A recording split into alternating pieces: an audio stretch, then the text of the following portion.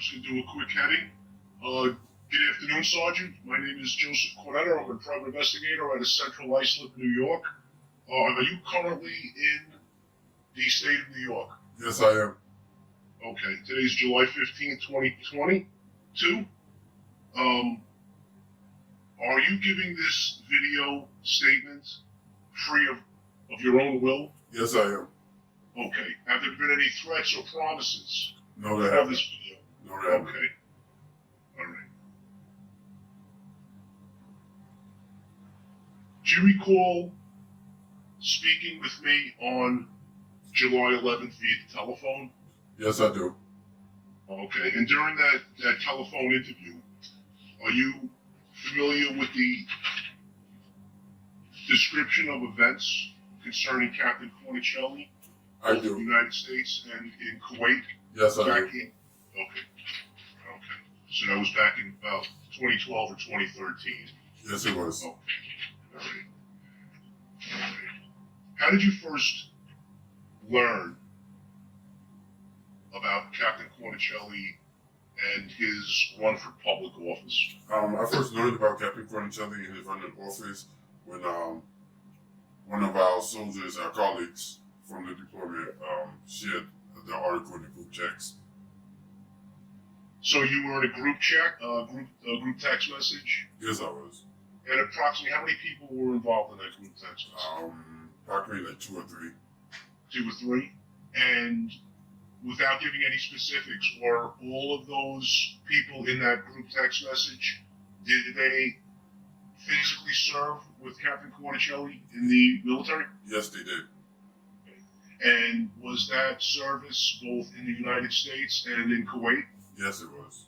Okay, do you remember what year you served with Captain Cornicelli in the United States? September of 2012.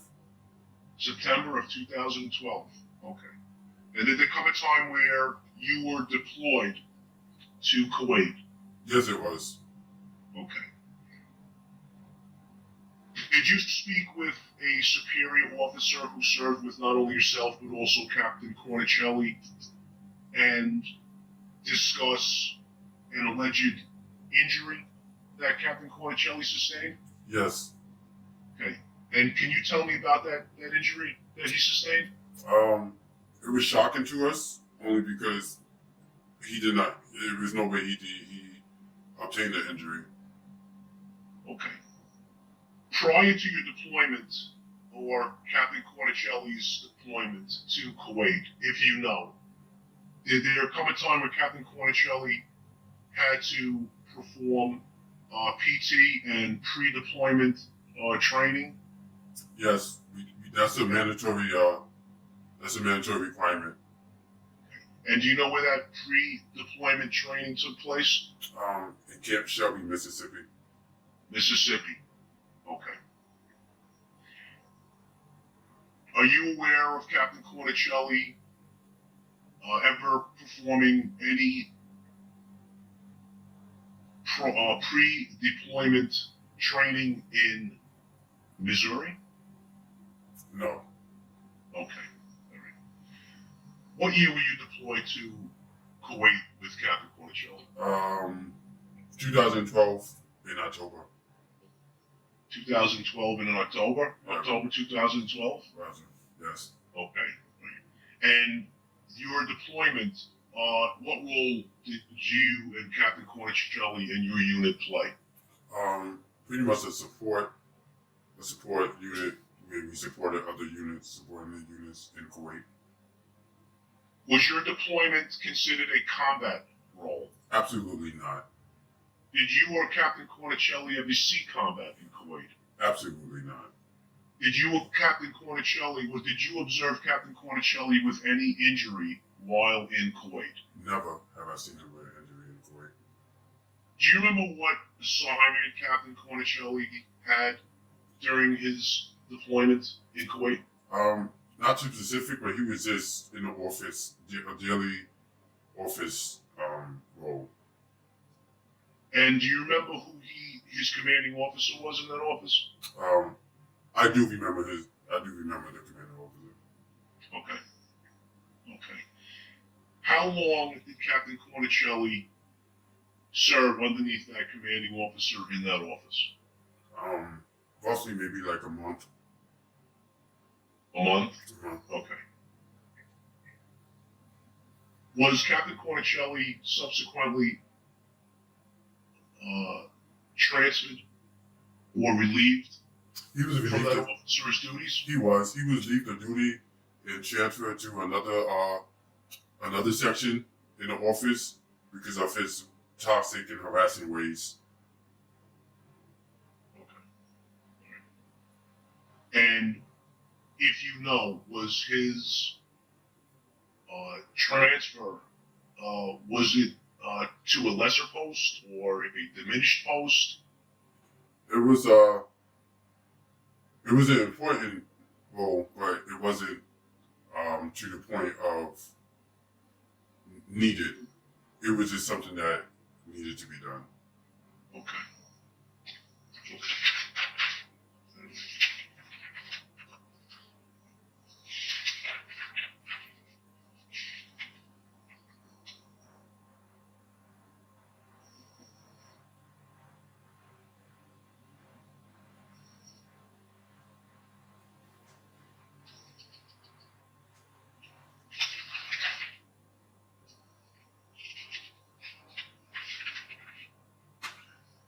Sergeant, were you ever present when Captain Cornicelli was in a group and was having a conversation, and the subject of the conversation turned to promotion, and specifically promotion for African Americans?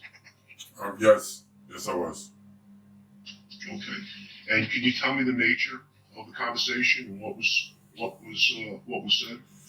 Captain Cornicelli at the time was we was in a huddle, and a soldier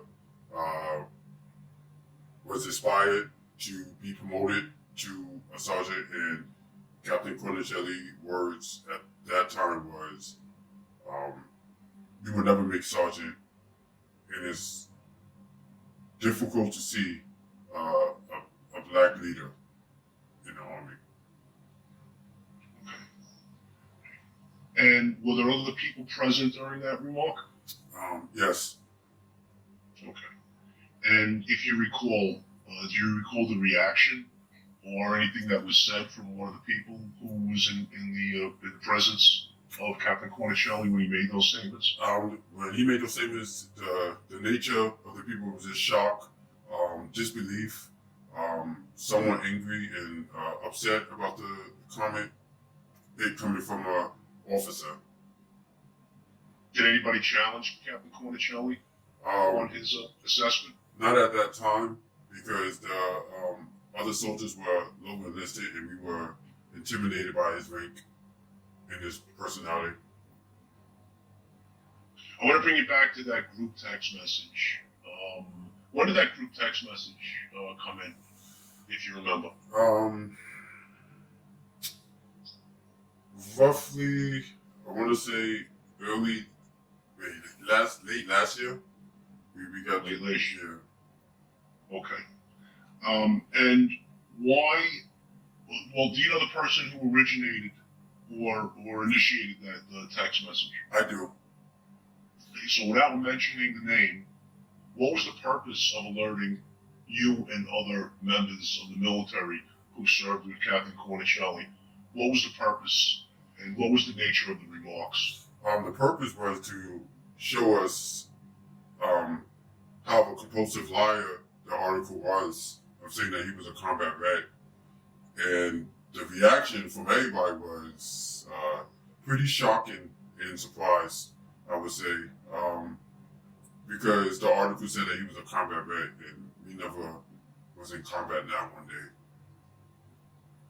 So, have you ever seen Captain Cornicelli in his uniform or any photos of Captain Cornicelli in uniform? I have. Isn't there a certain insignia that it is donned on a uniform, which would indicate that member actually saw combat and was in a combat zone? Yes, it is. There's if you're in combat and if you're infantry, which is like pretty much a combat role, fight with the enemy. You'll have a long rifle to insinuate that you was in combat before against the enemy in close combat. If you're not infantry or in a combat role, you would still have a CAB, which stands for Combat Action Badge, and that just shows that you was fighting against the enemy. Your MOS is just not in a combat MOS. But either way, none of those insignias are on his uniform. And you've seen him in uniform, and again, I just want you to just reiterate that you have never had an opportunity to observe any of those insignias on his uniform. Not to my knowledge, and I have never seen him when I was even post-deployment. I've never seen that. I want to direct your attention to Manhattan, New York City, approximately 2016, during a parade. Were you in the company with wounded veterans? I was, absolutely. Okay. And did you have an opportunity to discuss Captain Cornicelli? Yes, there were some soldiers that were actually that was actually hurt, and they actually brought up his name, saying that he was still in transition warrior unit, saying that he was in combat and he got hurt. And were there any terms used to describe this transition or these injuries, or how did they feel that he was claiming that he was wounded and injured in combat? A few words came up, and I concur with all of them, was fraud, stolen valor, lying, compulsive liar, fraud because he was lying about everything, and compulsive liar because we were never in combat, once again, to reiterate. Okay. Without mentioning any names, recently, have you had an opportunity to speak with one of your senior officers who was also senior to Captain Cornicelli while stationed in Kuwait? Yes. Okay. All right. Did that senior officer describe to you how his injury occurred, where his injury occurred? He didn't describe it. He just said that the injury never took place, to my knowledge. Okay. Okay.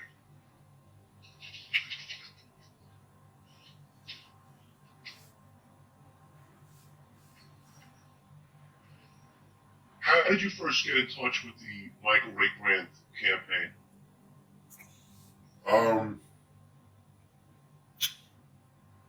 I was introduced by a link on social media. Okay. Okay. And did you discuss with any other service members who served with you and Captain Cornicelli? Did they ask you to come forward? Without mentioning names. Yes, they did. Okay. And why was it so important for you to come forward? It was important to come forward, many reasons. First and foremost, for someone who went overseas, that's fine, but to take someone else's story or a stolen valor and publicize that as if he was a real combat vet, that has to be stopped. For him to run for Congress and use that as a pedestal, saying that he was a combat vet, it had to be stopped. Only because the people deserve to know the truth about Captain Cornicelli. So, in the event that Captain Cornicelli was successful, how do you think he would be as a New York representative in Congress? Talking about his personality, as a person in Congress or person in office, even as a mayor or councilman, whatever position it is in the politics, he would sell a story just to get votes and likes and handshakes, but in the same breath lie and turn his back on them. I believe that if he gets in office, he will not be for the people at all. He will definitely lie to get what he wants. He will say what you want to hear, and once he knows that he has you, he will continue off that, but still will not deliver up to his promise or word. And is that consistent with his personality and what you observed when you served with him? Absolutely. Like I said, some of the characteristics of while deployed was, harassing, belittling, toxic environment, intimidating by his words and actions, and overall, just someone that you don't want to be around, so you won't receive the same energy. Okay. You've said a lot today. You said a lot on the 11th when we spoke over the phone, and I always ask you this question. Some of the other service members that you served with, some of them express the willingness to also come forward? They did. They did. Okay.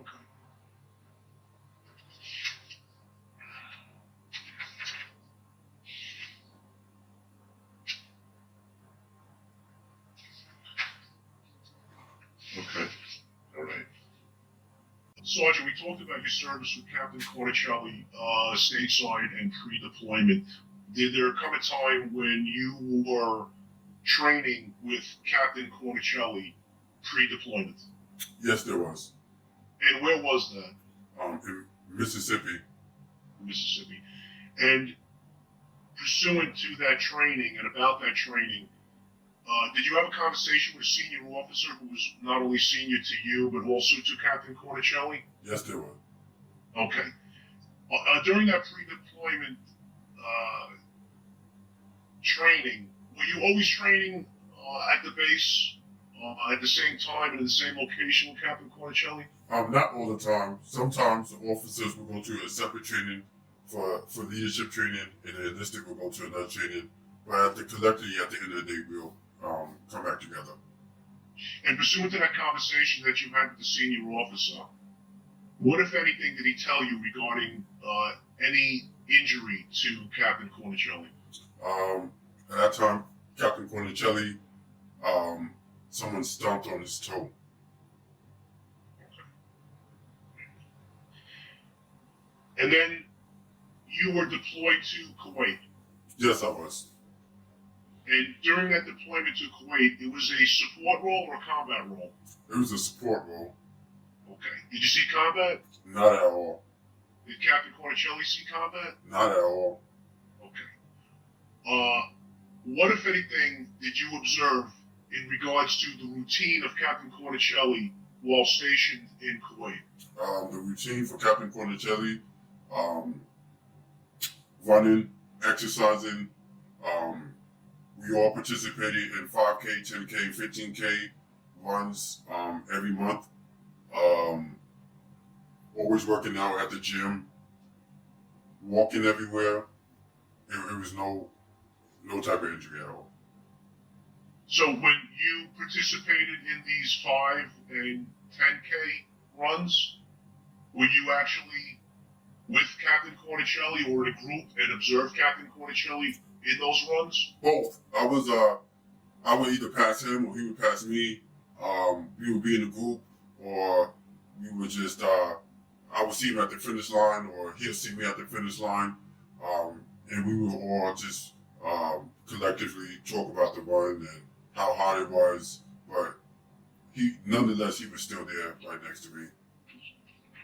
Did you ever see anything that would suggest that he was affected by any injury or not up to full performance due to an injury? Not at all.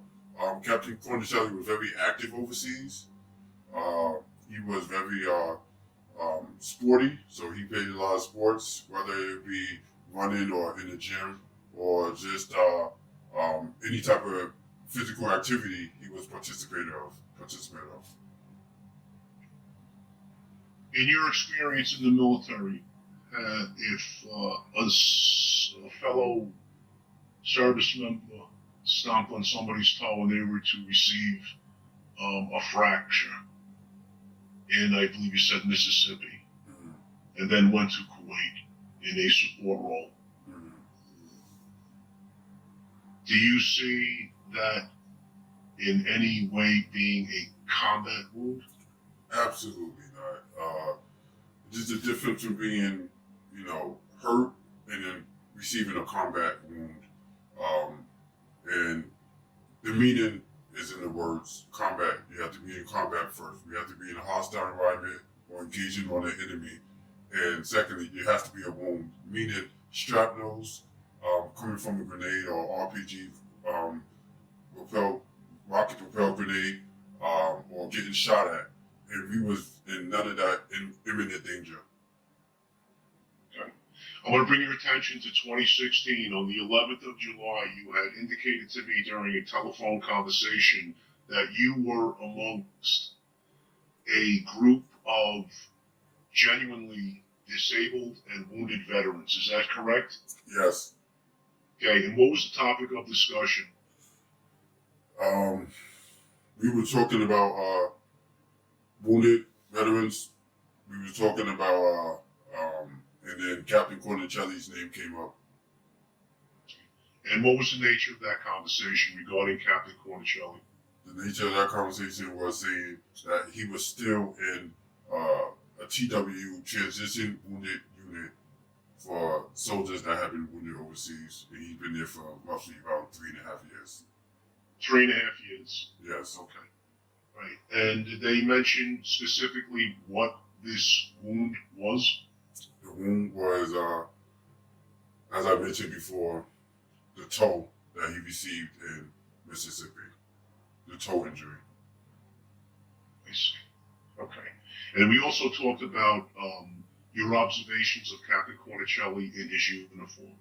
Yes. And I believe you indicated that had you been combat wounded or even in a combat zone or combat deployment, there would be a specific designation in the form of a ribbon or a pin. Is that correct? That is correct. It would be a rifle. If you was in infantry unit, infantry MOS, it would be a rifle showing that you was engaging on the enemy. It stands for, it's a CIB, but stands for Combat Infantry Badge. Or if you're non-combat, it would be a knife. It stands for CAB, Combat Action Badge. Either way, both of them means that you was engaging on the enemy. And in your observations of Captain Cornicelli, have you ever had an opportunity to observe any of those insignias on his uniform? No, I have not. Okay. I want to bring it back to the deployment to Kuwait and when you first arrived there. Captain Cornicelli was in a certain role. Did he keep that role? He did not. And were you informed by a senior officer where or why he was relieved of that role? The reason why he was relieved of that role is because he was insubordinate, caused a toxic environment within that section, and was harassing the lower enlisted. And subsequent to that harassment, were there any complaints generated? There was many complaints generated. Initially, it was even came back to the United States that he had to be relieved of duty and try to get back him to the United States. But at that point in time, it was a little bit too late, so we had to move him to another section to keep peace within in the overdeployment. And if you know, how high up did that complaint that reached the United States, how high did that go up in the chain of command? The complaint went all the way to the general of the state. I understand. Okay. All right. What's your opinion about Captain Cornicelli now wanting to serve as a United States congressman? My opinion, I ask myself why. Why is he saying that he's a combat vet? Why is he saying that he's this person and he's really not? Why is he portraying as a good guy and he's really not? My experience overseas with him was toxic, depressing, and just a hostile environment. He's not who he say he is, and he definitely did not serve in a combat zone area. He wasn't an imminent threat towards the enemy or any type of engagement against the enemy. Sir, I know many enlisted service members and members that have served proudly. To use the term stolen valor, I think that's just about the worst thing that you could accuse somebody of. Do you stand by that? I absolutely do. It's not only stolen valor; it's just service to the military, and for you to confidently and proudly say that you was a combat vet, and all you did was sit in the office all day. That's definitely stolen valor. It doesn't mean that you wearing fake ribbons or fake insignia. It's also being a liar about where you served, and that goes hand in hand. Sergeant, I've heard you use the term toxic in describing Captain Cornicelli's behavior. Mm-hmm.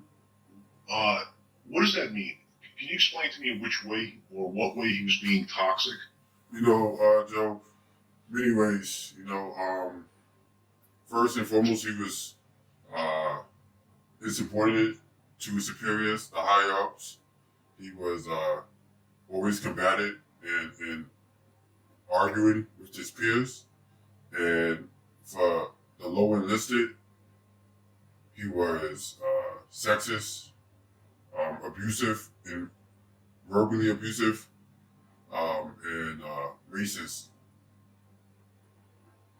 And when you say racist, is that based on that one conversation in which Captain Cornicelli expressed doubt that an African American can raise to a high rank in the military? Yes. Yes.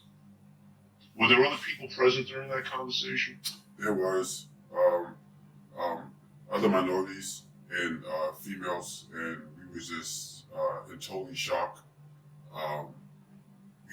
We made the complaint, but at that time it was a little bit too late to bring him back.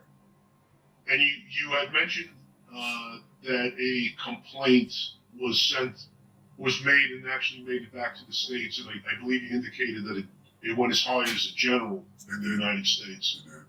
Was the racist and sexist behavior included in that complaint?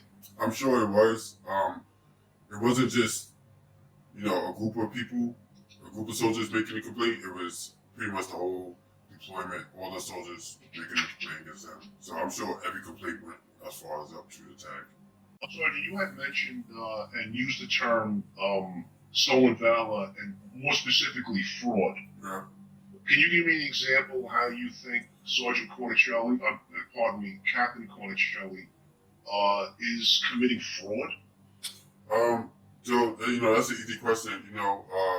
Roughly about 8-9 years later, he's still using a handicap placard, and off a big toe, injury that he happened in Mississippi. You know, if that's not fraud, or the definition of fraud, I don't know what is. You know, he's using a handicap for something where he didn't reserve getting an injury in overseas. That's fraud right there. Sergeant, I thank you for taking the time today, and I thank you for coming forward.